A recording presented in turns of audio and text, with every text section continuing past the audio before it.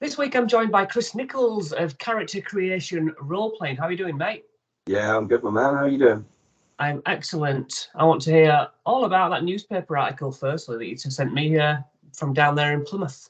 Yeah, so we use D&D for education, therapy, and just having some fun with kids. And there is a UK government scheme which gets kids who are on free school meals and other things like EHCPs and stuff like that, where they get a meal and some exercise and then an enrichment activity.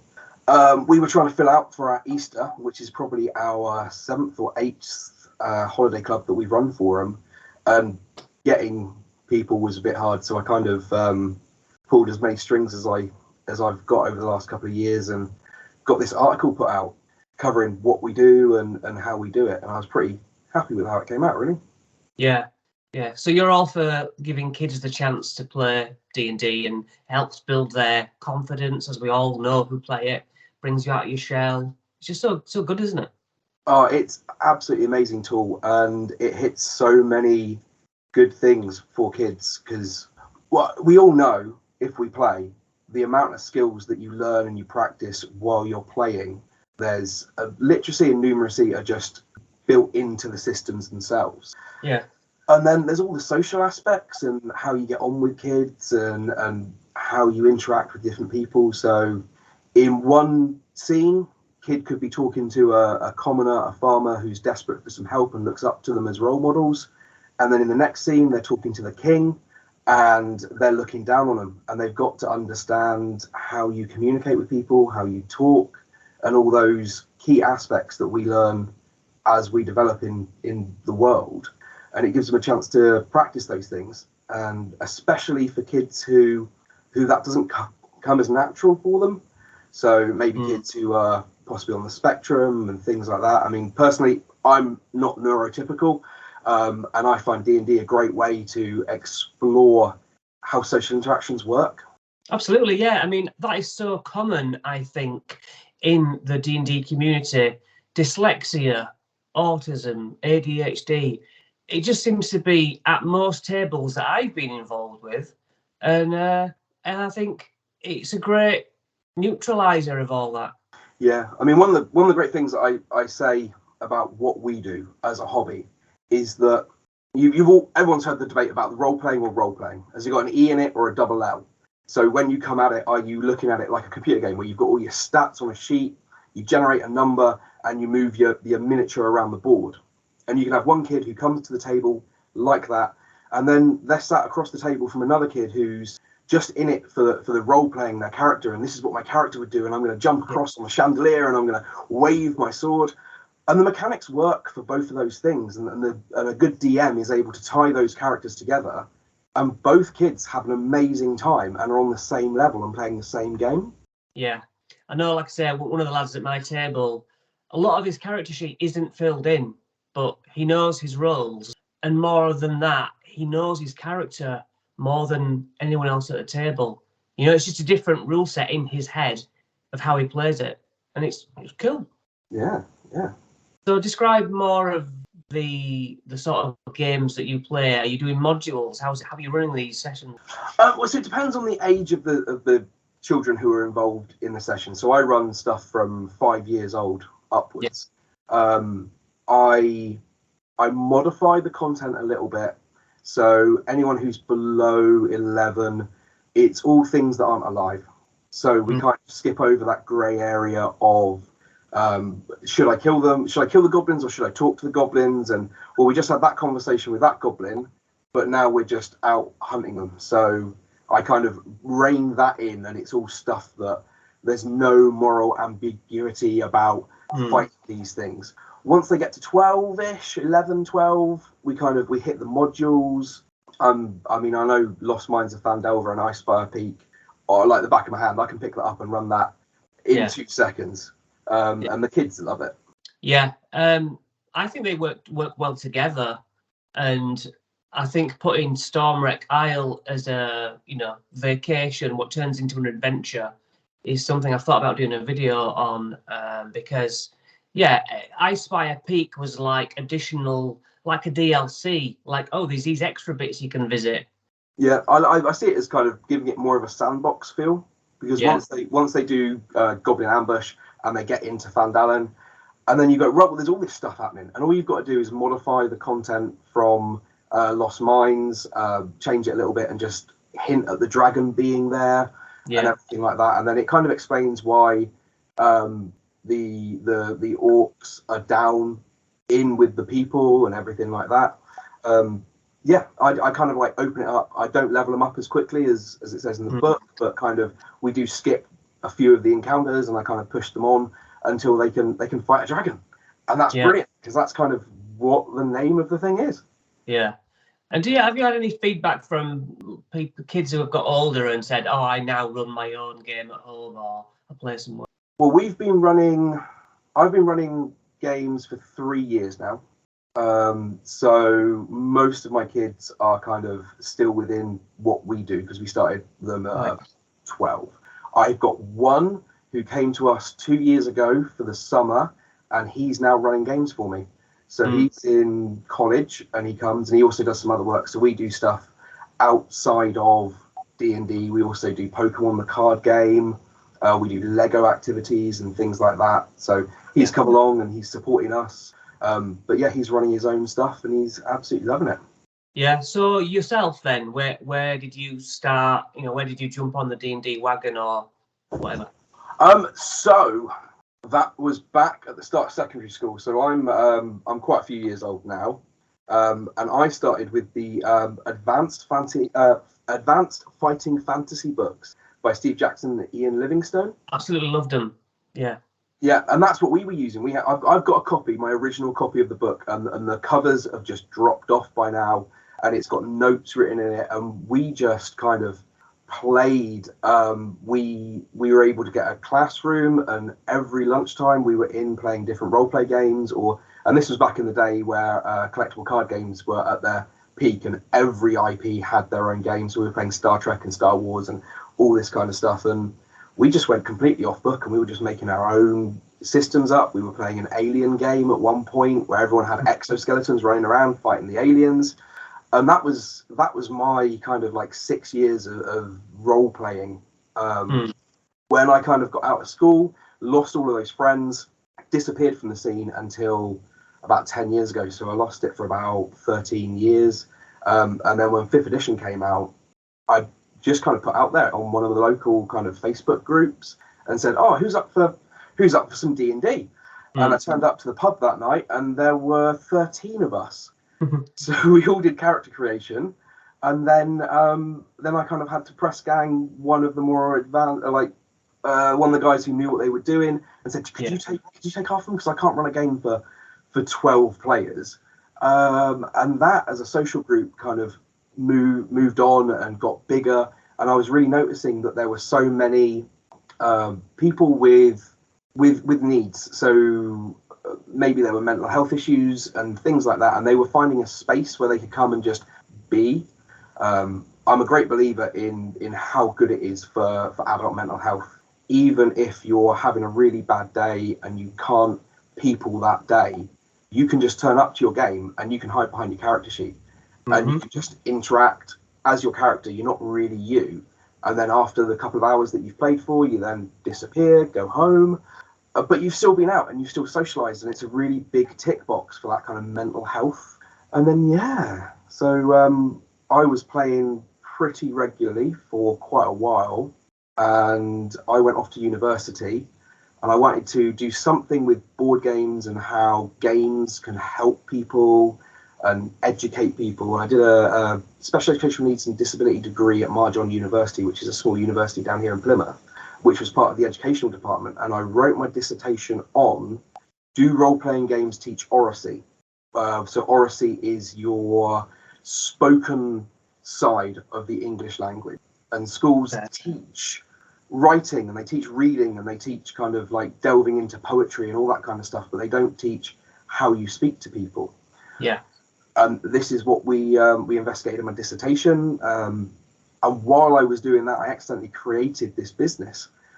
It got bigger than I could kind of handle, and I finished my degree, and yeah, haven't looked back for the last couple of years now. That's fantastic. Yeah. So skip to now then. What do you think about the state of this year with the film and the crisis we had earlier?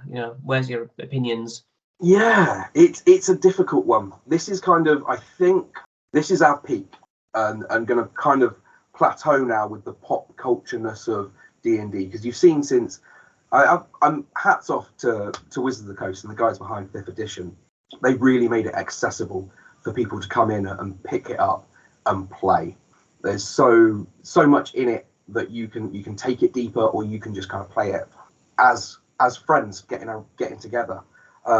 With what's happened over kind of like the Christmas period and everything like that, and also when you delve deeper into Wizards of the Coast's the other games that they develop and how they're coming out at the moment, it's a little bit worrying, but also it's still got that pop culture reference. And if we were to say to the parents of the kids who come to us, oh, we're going to be doing role-playing sessions, they wouldn't really know what's going on. But when you say D&D, they're kind of like, oh, I recognize those words. Yeah. That's a thing. And then you kind of got something that you can build on from there.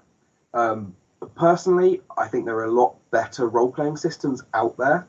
Kind of like Call of Cthulhu, the World of Darkness stuff. I love that. I wouldn't run any kind of vampire or anything like that for under 16s. I just don't think that's kind of too many grey areas for people to get into. Yeah. Yeah. Call of Cthulhu, we've played it several times, and it's much more role play, isn't it? It's much less rules heavy. It's just act, isn't it? Yeah, but I also think from behind the screen, you've got a lot more flexibility in how you test your players. As the same thing with the World of Darkness, you've got kind of two stats, basically, your stats and your skills, and you kind of go, right, well, I want to do a thing. All right, okay, so how are you going about doing that thing, and what stat and skill can we mix together to really test your character? Whereas with D&D, you've just got your 12 stats and that, or your 12 skills, and that's kind of it. It makes it a little bit, I suppose it's more simple and it's easier to run, but it's less in depth into how you, as I said, test your characters and what you ask for. Yeah, like with the strength stat, when you're doing something to do with strength, it's not all, sometimes strength or acrobatics or athletics doesn't really cover what you're trying to do. So you just still have to go, I don't know, roll strength. But yeah, so it's very boiled down, and it's up to you, just up to the DM really, just to say. I mean, you might as well just say any number, hadn't you? You might as well just give yourself a +2 and roll a d20. I mean, it's at pie in the sky, isn't it? Yeah, I mean, I'm quite happy to have someone say, well, I want to do an intimidation check, but I want to use my strength. Yeah. I want to add my strength to my intimidation check and then go with that. It's not about my charisma; it's about how imposing I am. Like a really good build is a rogue who uses strength, or intimidation. So instead of being really quiet, they're just making everyone forget they were there. I get you. Yeah, that's kind of, to me, advanced 5e. It's like, my players, we're still very much doing things by the book. We're loving every minute of it. But yeah, that's the real nuance of, look, we could stretch this to that, but people are sort of like, well, that's not the rules as are obvious. But yeah, I suppose that comes with time of, well, you just argue with the DM. Surely I should know this because I grew up in the woods, and yeah, it's a bit of two-way, isn't it? So have you got any favourite monsters or any favourite encounters that you've run? Oh, that's a tough one. I mean, monsters-wise, it's always the ones that are recognisable. Your Beholder, your Mimic, all those kind of things. I do love a good ooze. I've got one kid that I've managed to kill with 3 different types of oozes now. So I want to get into doing some more oozes and kind of and kill that character a few more, or kill that person's characters a few more times. So how do you deal with non-combat encounters? Because sometimes it's not all about slamming another monster on the field, isn't it? It's like you've got a chasm you have to cross, and you can't walk around it. No, you've got to somehow come up with a clever way. What can you think of anything like that? Well, see, a lot of the stuff that I do, because it's with younger kids, we do a lot more tactile things. So I've been collecting from car boot sales and charity shops bunches of old Scrabble sets, and I've got this big bowl with just loads of letters in and things, and I let them roll for intelligence, and if they get high, they get a couple more Scrabble tiles, and then they've got to make words. So one of my groups is in a wizarding school, so I know that's kind of cliched nowadays, but that's what they wanted to do, build the games around them, and they had to spell out different spells from the book. So they had to have the books out in front of them, they had to go through the book, see what words they can make and spell those things out, traveling across bridges and all that kind of stuff. So many things that you can kind of fold in with puzzles, and riddles are always good. Yeah. When you're talking about memorable encounters, I think that the best one that we've had recently is a AI. So it's a computer built into a dwarven forge in this mountain in the sea, and they've met this AI, and the AI is just convinced that the owners of the factory are on their break. They're in the restroom. They just haven't come out for 400 odd years. So when the party go to investigate, there's just these two dwarven skeletons there, and they've got to communicate and talk to this computer who can't be persuaded. They've just got to kind of like wordsmith themselves around it, and how can they talk to this thing that's not understanding how the real world works, which is quite a nice fun game to play for a couple of hours. Yeah. So how do you approach character voices? Do you do them? Do you give them little tweaks, or? Yeah, I'm pretty bad at it. I'm trying to get better. That's one of the things that I'm really working on. So we've got a Friday night game of adults, and I get to play in that. And I've specifically taken a Russian character because I want to work on that accent, because one of the kids specifically asked for it. But I've got a couple of go-to accents that I pull out of the bag, kind of posh people and stuff like that. And it's hard to have a variety, isn't it? Yeah, you've got to give those NPCs something memorable, something that the kids can take away and go, oh yeah, that character. I mean, one of my way back a couple of years ago, it was running through Fandalen and Goblin Arrows, and they took a goblin as a hostage who they befriended, and they've been running around with this guy for ages, and it's just because he's memorable. And they were so protective of this little goblin. They got an immovable rod at one point, and the whole game plan was, when we get into trouble, we stick the immovable rod as high up as we can, and then he just perches on there with an arrows, and he just kind of fires from up there, and he can't be hurt, and everything's okay. And it's surprising where those memorable NPCs come from. You think, oh, it's just a throwaway character, come up with a name, Dave something, and then you're stuck doing Dave with the silly accent. Yeah, that's so true. My big kind of fear is when they get two NPCs in a room together, and you've got to switch between one voice and another. And a lot of the time, I kind of go, all right, we're going to do a cutscene at this point, and I'm going to explain what they discussed and how they talked about it. Yeah, that works. Are you a minis man or a theatre of the mind, or what? Miniatures mainly for playing with the kids, because it helps them to map out some of the stuff we do. So going back to when we do our academies, we have to include some physical exercise. The kids that we have don't want to go out and play football. They don't want to play basketball and things like that. So we go out and we measure distances that you would do in game, and we'll put a cone down, and then we'll go, right, what's your speed? 30 feet. Okay, right. Take 10 minutes out and go and do 30 foot. And then if you're running, so you're taking your bonus action, or you're taking your action to then run, so you're doubling your speed. Now, if you're a tabaxi, you can double your speed for a turn, so that's going to double even further. And then you're a rogue, so now you can take dash as your bonus action as well. So we make that, and then we go, right, so that's 6 seconds your character's covering that in, and they look at it and go, wow. And then we have a contest to see who's as fast as a tabaxi rogue. Yeah, that's cool. And then we do the same thing with arrows and weapons and things like that, and kind of we map out what a 5 foot by 5 foot square looks like, and we can move the rules from the table to giving them a better understanding of why those things happen. So if if you move away from someone's melee range and don't disengage, why you're within reach and all those kind of things. We use a lot of Lego pieces. So I, over the years, have collected a lot of Lego minis, and I've got boxes, and this is the box of legs, and this is the box of heads. When kids are first in doing character creation, they kind of just delve into these Lego boxes and they build their character. And every one of my groups, so I run 7 a week, and we've got someone else who works for us who runs another 2. We've just got a wall full of all these miniatures of the different people's characters, and it helps them visualize what their character looks like, and all those kind of things. And then for the monsters, I tend to use like peg dolls, those little wooden ones that have just kind of got a curve up and then a round head. Oh yeah.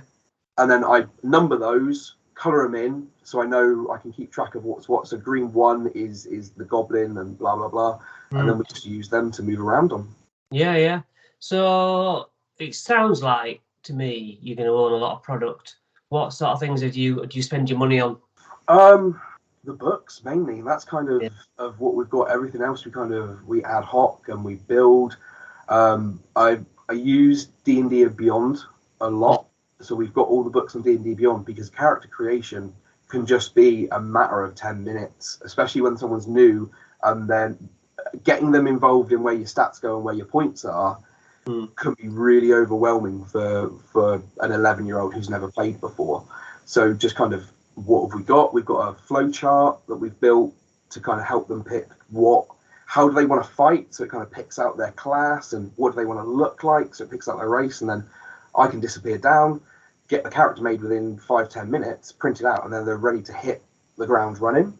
Outside of that, we got a purpose-built map made, which was 6 foot by 6 foot with inch by inch lines on it, and we put perspex over the top.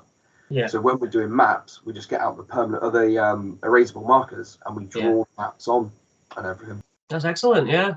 What other editions have you played then? Because I'm just looking into Pathfinder currently. Have you dipped your toe there? I've got Pathfinder. I really want to play Starfinder. Yeah. I played a bit of 4.5. Wasn't overly taken with it. Why? Don't know. And it might have just been the game group that I was in. I've learned a lot more about D&D now, and knowing your group and knowing what kind of group you fit, because not everyone's going to fit the same group, and not everyone's going to want the same thing from a game. And I'm not 100%. I couldn't put my finger on it. I know there's a lot of chat about number crunching and things like that in 4.5, but yeah, 5 is what I've kind of played for the last, 10 odd years now that 5's been out. Yeah, 10 years. Yeah. So what? Call of Cthulhu. What else? Systems wise, Call of Cthulhu, Firefly. We had a bit of a run of Firefly a couple of weeks back. Hunter. I'm a big Hunter fan. Hunter, The Reckoning from the World of Darkness series and White Wolf and stuff like that. I can't think of any more that I've got. I've got shelves and shelves of the stuff. The My Little Pony role-playing game I thought was quite good. Yeah. The lads who made that, really big kind of D&D aficionados, and kind of knew what they were doing when they made this thing that felt so much like it. Worldwide Wrestling, that's another one. I'm a wrestling fan, and that was so free and easy to play. It was so much fun and so creative. And not to be stupid, but that's an RPG? Yeah. Because I have a friend who's looking to play with their son. He wanted about designing one, and just now that I can say, there is one. That's helpful. Yeah, they're on their 2nd edition now. I'm pretty sure it's Worldwide Wrestling. 2nd edition I backed on Kickstarter. It's really nice. It's kind of a fluid game system. You need to know wrestling, and you need to know kind of moves and things like that, and then you can kind of move from, you go, right, so I'm going to do this, and then I'm going to do that, and then when you go for a big move, you roll your dice, and then you can hand it over to the other player, and then they take on the narrative, and they keep playing, and you wait until you've got a point where you can try and pin them, and then that's when your points add up and you start rolling into the dice. And it's been a while since I played. I'd need a refresher before I ran it again, but it's a really nice system. You build your you build your show, and you have your pay-per-views that you're building towards and all that kind of stuff, and it's really nice. Yeah. So you mentioned My Little Pony there. That made me think, how many young girls do you get at your groups? We're probably about a quarter of the kids that play are girls. Do they role play differently? Not overly, no. So I'm father to 3 young girls, and 2 of them are in games at the moment. One's 10 and the other one's 6, nearly going to be 7. Yeah, no, they seem to be on the same level as the boys. I think That's good. Yeah, I'm all for it. I mean, that we've had, let's think, 4 girls play at our table, and yeah, it's just good.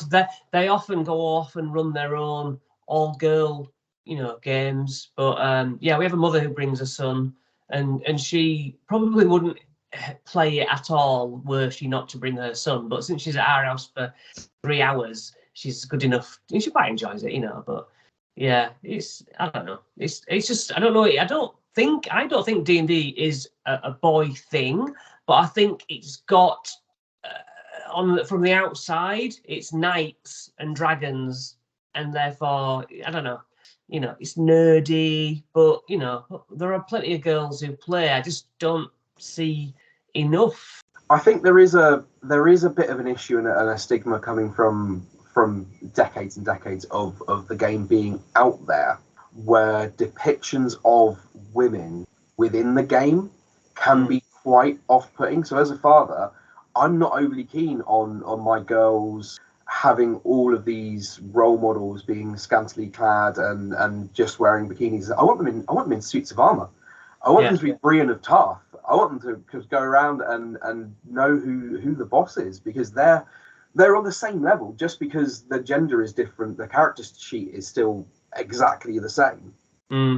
I suppose there is a lot of I suppose it's more notable when someone says that they prefer the puzzle side of things than they do the combat side. But I think that's an individual thing more than a gender-based thing. Yeah. At the moment, I'm playing Waterdeep Dragon Heist again for a second group, and in that there is a couple who are gay and 2 elves. No, they're not. The 2 genasi. One's a fire genasi, one's a water genasi, and I really enjoy playing those to push onto the players that this is the modern world. Yeah, that's one of the definitely empowering things about the game is you can't make assumptions. When someone makes a character, you still have to ask them, so are they, if you can't tell from the name, because a lot of them become fantasy names and random letters jumbled up, what's their pronouns? Are you playing a male or a female? And I would say probably 8 times out of 10, they will play the gender that they are presenting when they come to the table as themselves. But you do get some people who play a reverse gender, and it gives them a chance to kind of explore how that gender is viewed within the society that you're building in the game. I do get in trouble sometimes because I do misgender some of the characters, and that kind of doesn't go down very well, but it adds that kind of false conflict between the DM and the players. Absolutely. I get that, yeah. So world building then, do you do a lot of homebrew that you keep over the years? Have you built up a homebrew world in your head now, or? Not so much in my head. I try and keep my head as empty as possible.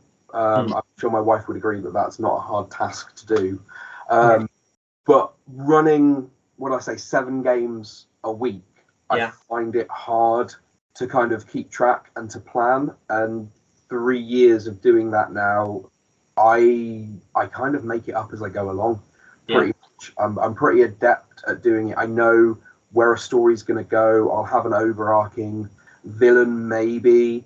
One game that we had a red salad that would pop in and pop out, and it broke the rules, but they were quite young playing, and having that kind of villain that can just turn up and mess with your plans because they're pure chaos creatures, and they'll just be like, I'm the reason why all the brooms are now attacking you, and things like that. And then they got to a point where they're like, well, if I put him down in front of them, they would just squish him like a bug.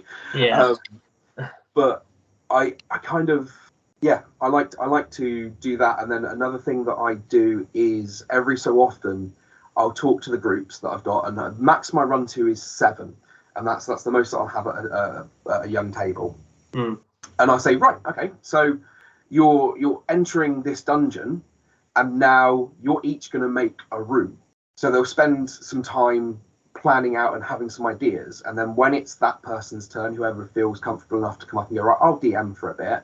I'll take them aside, and then we'll go, right, so what have you got? And, I want this trap here, and I want them to cross this river here, and things like that. And I'll turn those sketches into a functioning room within the dungeon, or even a mini dungeon itself. And that can be it's empowering for the kids, and it helps them to express their creativity and feel more comfortable in like, oh yeah, I can do this. I can feel like I'm in control of these things. Yeah. So with it's a business, isn't it? Effectively, that's your day job, right? I mean, that's your living. Yeah. So we're in the UK, it's called a CIC, a community interest company. We're not for profit, so everything that we make profit wise goes back into the business. And we do quite a lot. So we've got quite a large remit. We managed to get a sizable for us grant from Great Western Railway to run a Lego club and a D&D club. And as part of that, we want to publish a homemade campaign. So soon we should have the first module for our multi-part campaign going from level 1 to 5 that we've been working on with the kids, and we've been playtesting with the kids. And that group is peer-led. So we supply the space, and we supply the knowledge and the safety that comes with having 2 adult members of staff that have got all their background checks and everything like that. And we go, right, here's this space. Here's other people with interests. Who's going to step up and DM? And then we've got 3 tables running now after 5 months, which is really nice. So that's part of what we do. And then there's the games that we do for education. And then there's the camps that we hold during the summer. Nice. I mean, yeah. So if I said, are you in agreement with paid DMs? Obviously, you'd have to say yes. Yeah, definitely. I don't know where I would stand with adult games, but definitely for kids, because there's a lot that goes into it. It's a very tricky subject. Some people love to DM, and the level at which you run your game is a personal thing to people. So you've got people who spend all of their free time, they build their maps, they prepare their encounters, they do all this work, and they do it for the love of it. When you sit down and actually figure out how much it would cost for your time as a professional and all the time that you would put into running the game, you're looking at quite a high cost, really, I think. So I can see why it would be very limiting to people to want to play this weekly game where they're having to pay, £10 for a couple of hours every week, or even more when you've got someone who's really investing a lot of time.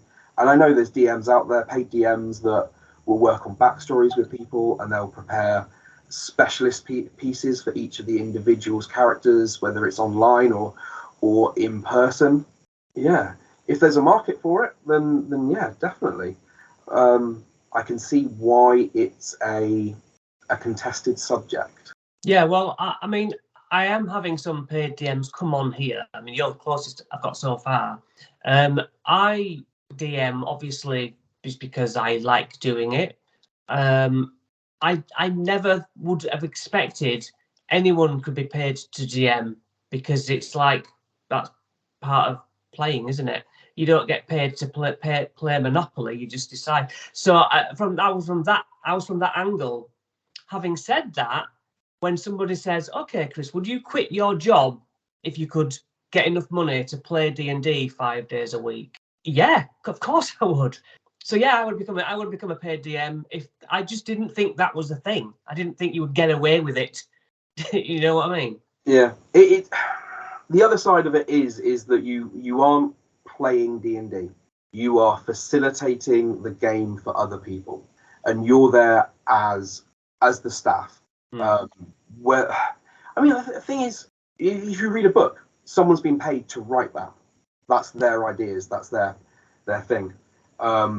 Yeah, it kind of flips things on its head. I mean, I do have fun doing what I do, but I come at it from an educational side of things. And especially for me working with kids, is we have to deal with all of the problems that come up with that kind of thing, and table issues that appear.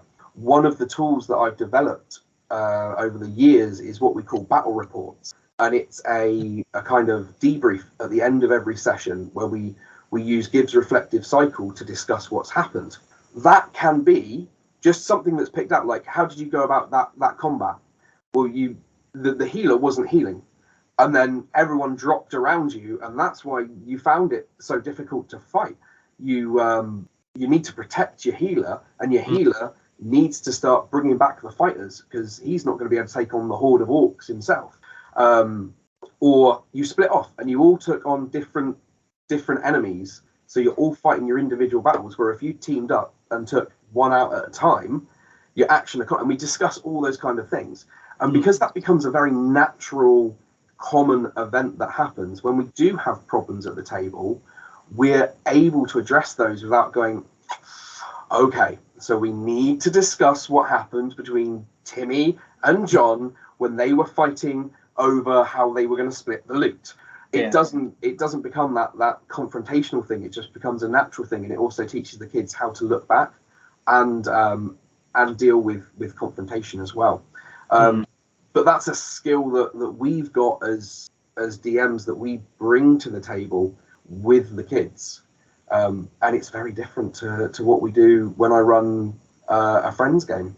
So I've got one game that I play it. We're all DMs, so everyone who sits at our table on a Friday night, we take it in turns to run. So we'll run like 4 or 5 weeks of one system, and then when that story arc is kind of wrapped up, we'll then go, right, who's going to play next? Who's going to run next? And then someone else goes, oh yeah, well, I wanted to run this system. Yeah, that's good. So what have you got? Any house rules that you always use that you're like, we never use the original rules? Sometimes you forget, don't you? You're so used to using your rules, you forget they're not the real ones.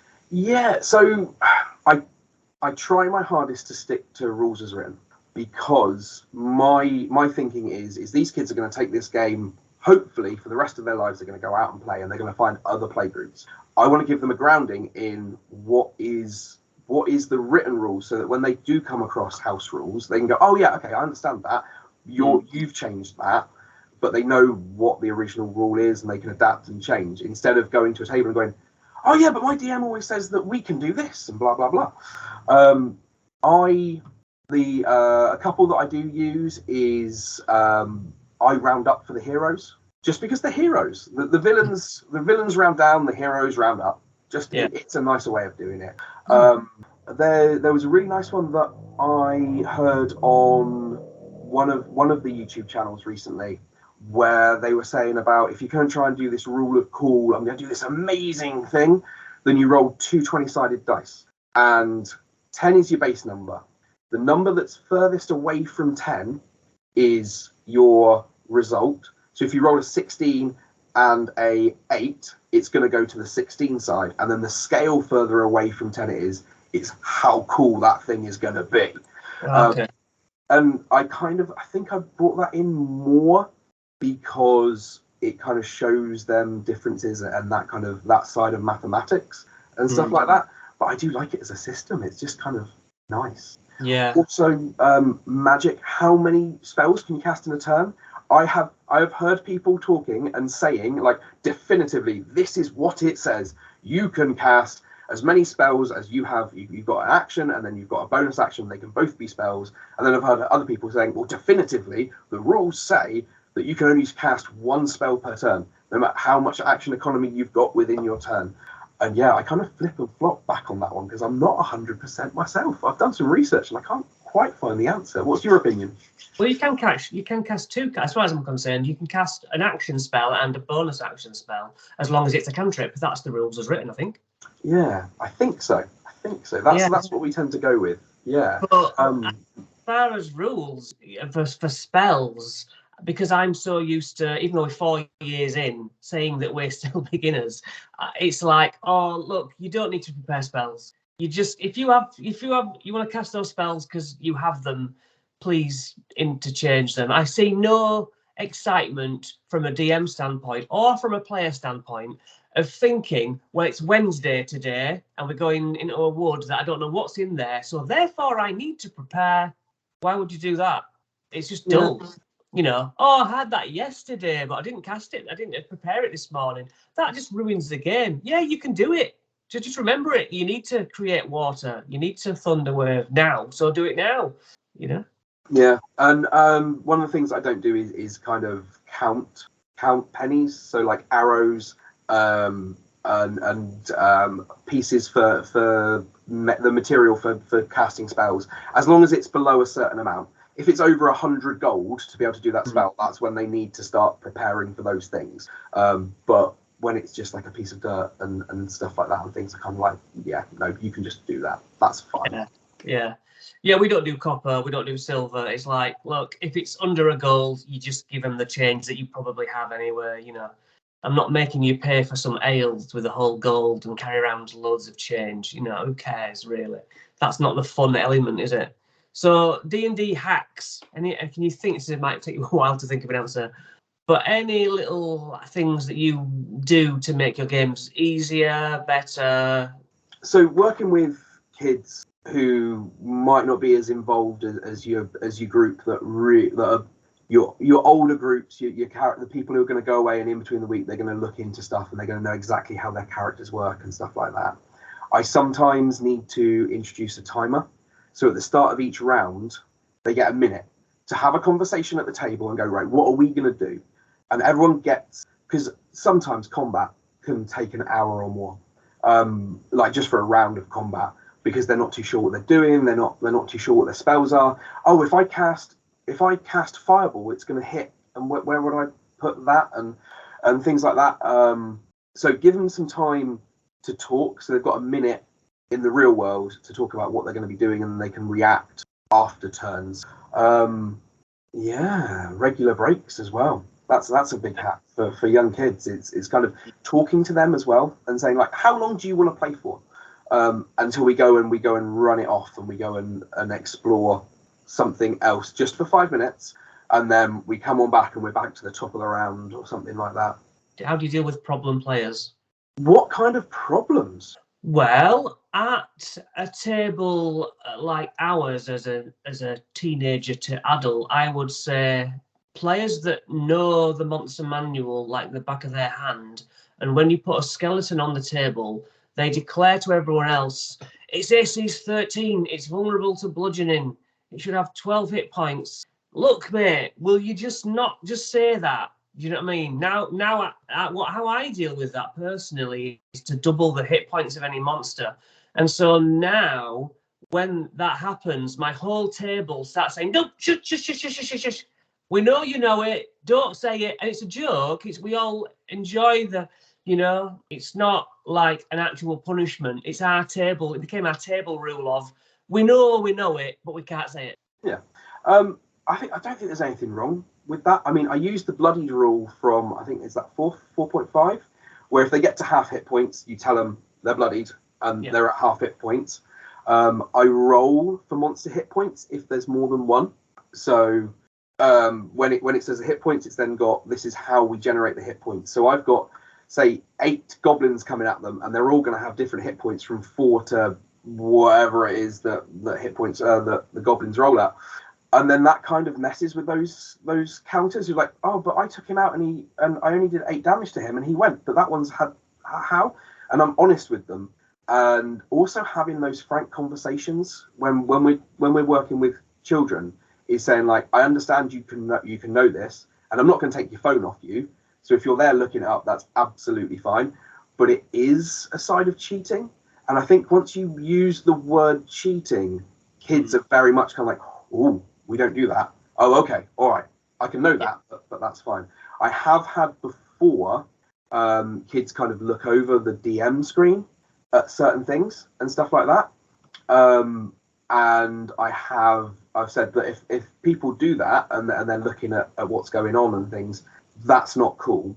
That's your first strike. And on a second strike, I'm like, right, well, I'm putting all the hit points back up. We're going all the way back again. And they're kind of like, oh, yeah, why did you do that? Yeah. But yeah, I think it's just having frank, honest conversations with those kids and kind of being like, well, this is the rules. And that's what it says in the book, is you're not supposed to know these things. I do let them check sometimes to see what vulnerabilities they have or immunities, especially if I'm like, oh, you're doing chromatic orb and you're choosing fire at a fire snake. The clue's in the name there.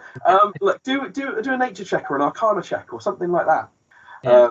And then I'll let them know that, somewhere you read in a book when you were studying at the wizarding library that these things are vulnerable to blah blah blah. Yeah. Okay then. So that pretty much wraps it up. Anything to add? No, that's cool, man. I mean, I'm sure I could talk for hours and hours, but yeah, it's been great. So we'll put all the links to your stuff in the description, and just keep going. It's great for the kids. It's great for everyone. So thank you. No, thank you. We've got a website, but it is kind of just me. There's a lot of people who help out, and we've got another paid DM who works for us, but all my spare time is taken up with getting things going. So the website is pretty much down, and we're always jumping from one project to the next project to try and keep things on track. So don't be too harsh with the website. That's all I'm saying. Most of our stuff is done on the Facebook. Yeah. But yeah. Thanks a lot. Thank you.